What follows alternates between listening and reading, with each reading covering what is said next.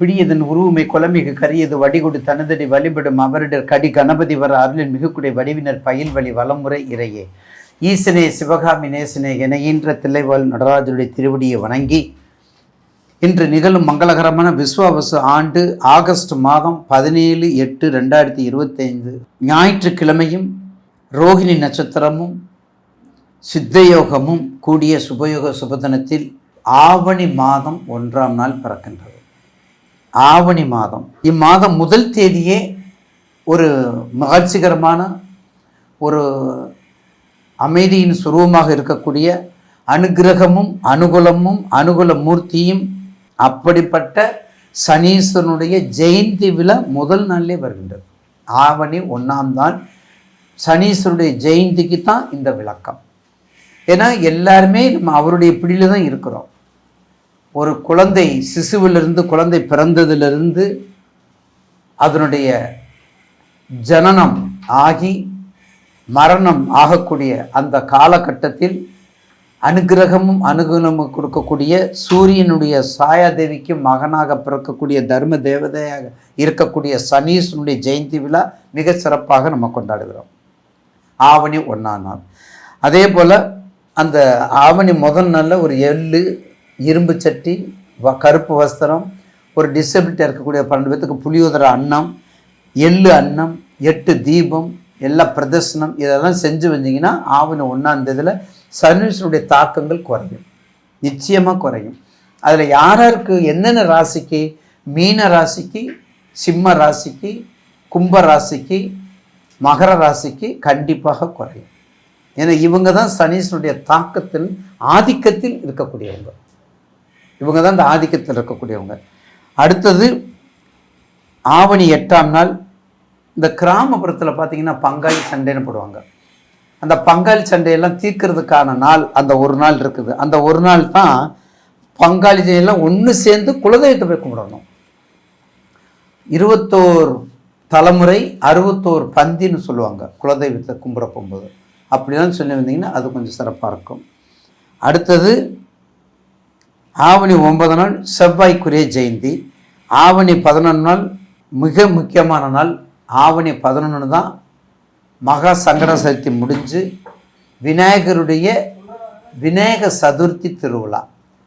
ஒரு மனிதனுடைய வாழ்க்கையில், ஒரு மனிதனுடைய தொழிலில், ஒரு மனிதனுடைய நிறுவனத்தில், ஒரு மனிதனுக்கு ஒரு குடும்பத்தில் நடக்கக்கூடிய சுபகாரியங்களுக்கு, ஒரு குடும்பத்தில் இருக்கக்கூடிய நல்லது எல்லாவற்றைக்கும் தடையை நீக்கக்கூடியவர் மூலாதாரத்து கணபதி விநாயக பெருமான். அவரை வழிபடுவதும் விநாயகர் சதுர்த்திக்கு உங்களால் இயன்ற வழிபாட்டுகளை கொடுப்பதும் மரபாகும். அதுக்கடுத்தது குரு ஜெயந்தி, சுக்கர ஜெயந்தி, இதெல்லாம் நீங்கள் அப்பப்போ பார்த்துக்க வேண்டியது. அடுத்து 12 ராசிக்குரிய பலனை பற்றி இப்போது நம்ம தெளிவாக பதிவு செய்வோம். நேயர் பெருமக்களுக்கு ஆவணி மாதத்தினுடைய ஆவணி 30 நாள், அதாவது சூரியனுடைய செங்கதிரங்கள் ஆடிலிருந்து ஆவணி மாதம் போகின்றது.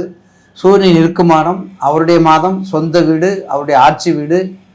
அவர் இந்த மாதம் ஆவணி மாதத்தை பற்றி நம்ம இப்போது மாதாந்திர டிவிக்கும் நேயர் பெருமக்களுக்கும் பாதம் பணிந்து வணங்கி இந்த ஆவணி மாதத்தில் மேசராசி நேயர்களுக்கு எப்படி இருக்கும்.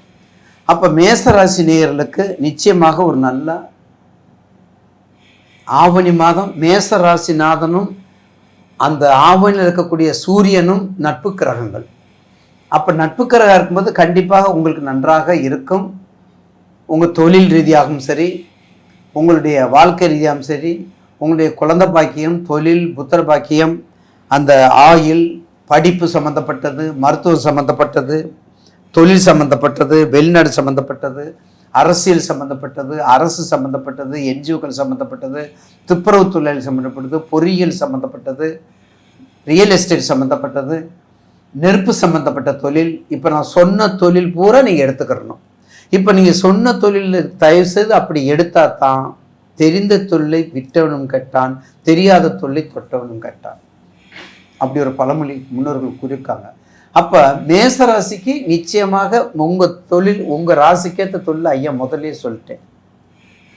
அப்போ உங்கள் ராசிநாதன் அஸ்வினி, பரணி, கார்த்திகை 3 நட்சத்திர அதிபதி இருக்காங்க. நிச்சயமாக அசுபதியும் பரணி, அசுபதி தான் உங்களுக்கு கொஞ்சம் பகையை தவிர பரணி நட்சத்திரம் உங்களுக்கு வசிய நட்சத்திரம், கிருத்திகை நட்சத்திரம் உங்களுடைய நட்பு நட்சத்திரம். அப்போ மேசராசிக்கு இந்த ராசியில் பிறந்தவங்க, அசுவதியில் பிறந்தவங்க, அவங்களுக்கு அசுவதியை பிறந்தவங்களுக்கு தசா புத்தி கேதுலேருந்து நடக்கும், பரணிக்கு சுக்கிரன் நடக்கும், கிருத்திகைக்கு உத்தரம். நிச்சயமாக அந்த மாதிரி கிருத்திகை உத்தராட நட்சத்திரம் தான் வரும் உங்களுக்கு சூரிய திசை. அப்போ 3 நட்சத்திரம் பிறந்தவங்களுக்கு கண்டிப்பாக உங்கள் ராசிநாதன் இப்போ எங்கே இருக்கிறான்னு பாருங்கள். இப்போ ராசிநாதன் உங்கள் ராசிக்கு 6ல் இருக்கார். 6ல் செவ்வாய், கன்னி செவ்வாய் இருக்கார். ரொம்ப கவனமாக இருக்க வேண்டியது கன்னி செவ்வாய். அப்போ ராசிநாதன் 6ல் போய் மாட்டிக்கிட்டார், கையை கட்டி விட்டாங்க. அப்போ ரொம்ப எச்சரிக்கையாக இருக்கணும், மிக கவனமாக இருத்தல் அவசியம். உங்கள் 2க்குரிய சுக்கிரன் குரு சுக்கிரனோட சேர்ந்து இருக்கிறான், அது ஒரு வகையான நல்லது தான். 2க்குரிய குரு இப்போது 3ல் இருக்கார். உங்கள் ராசிலேருந்து 2க்குரிய குரு 3ல் இருக்கார். அப்போ 3க்குரிய இருக்கும்போது கண்டிப்பாக உங்களுக்கு ஓரளவுக்கு முயற்சி, வெற்றி, ஏன்னா முயற்சி ஸ்தானம் வெற்றி ஸ்தானம் என்றெல்லாம் சொல்லுவோம்.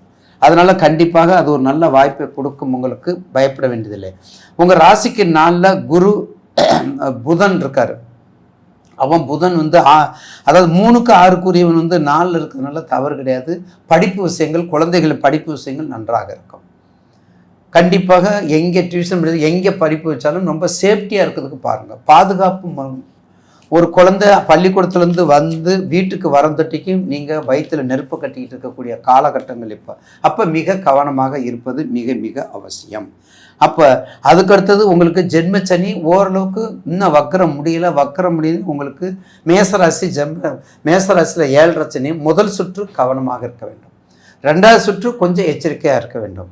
அப்போ கண்டிப்பாக உங்கள் ராசிக்கு 12ல் சனி இருக்கிறதுனால, வக்ரமாக இருக்கிறதுனால, வக்ரம்னு நான் ஏற்கனவே பல முறை சொல்லியிருக்கிறேன். அதாவது ஒரு நிலையிலிருந்து மறுநிலைக்கு போகுது. அந்த மறுநிலைக்கு போகும்போது நல்லது செய்வங்க கெட்டது செய்வாங்க. அப்போ உங்கள் தசா பற்றி உங்கள் ராசியில் செவ்வாய் எங்கே, உங்கள் என்ன லக்னம் என்ன ராசிங்கிறதா அனுகூலமாக பார்த்துக்கிட்டு, உங்களுக்கு நல்ல காலங்களில் சந்திராஷ்டமம் இல்லாத காலங்களை பார்த்து, கரிநாள் சந்திராஷ்டமம் இந்த மாதிரி இல்லாத நாளை பார்த்து உங்கள் தொழில் ஏதாவது அகலக்கால் வைக்காமல் சிக்கனப்படுத்துங்க. முதல் சுற்றுக்காரவங்க மூச்சு விடாதீங்க. அது எந்த ராசியாக இருந்தாலும் சரி, 2.5 வருஷத்துக்கு முதல் சுற்று மூச்சு விடாதீங்க. 2வது சுற்று உள்ளவங்க நீங்கள் எதை வேணாலும் செய்யலாம். திருக்கொள்ளிக்காடு போயிட்டு வாங்க, பிள்ளையார் வழிபாடு பண்ணுங்கள். பிள்ளையார் சனியினுடைய தாக்கத்தை குறைக்கிறது 3 பேர் இருக்காங்க, மெயினானவங்க 3 பேர் இருக்காங்க. முதல் ஆள் பிள்ளையார், 2வது ஆஞ்சநேயர், 3வது காலபைரவர். ஏன் காலபைரவர்? ஒரு உத்தியோகம் புருஷ லட்சணம். ஒரு தொழில் எடுத்தால் உத்தியோகம் வேணும். அந்த உத்தியோகத்துக்கு தலைவிதி, ப்ரொபோசலுக்கு தலைவிதி காலபைரவர். அவரை கும்பிட்டீங்கன்னா நிச்சயமாக உங்கள் தொழிலில் மந்த நிலை மாறி முன்னேற்றத்தை அடையும்.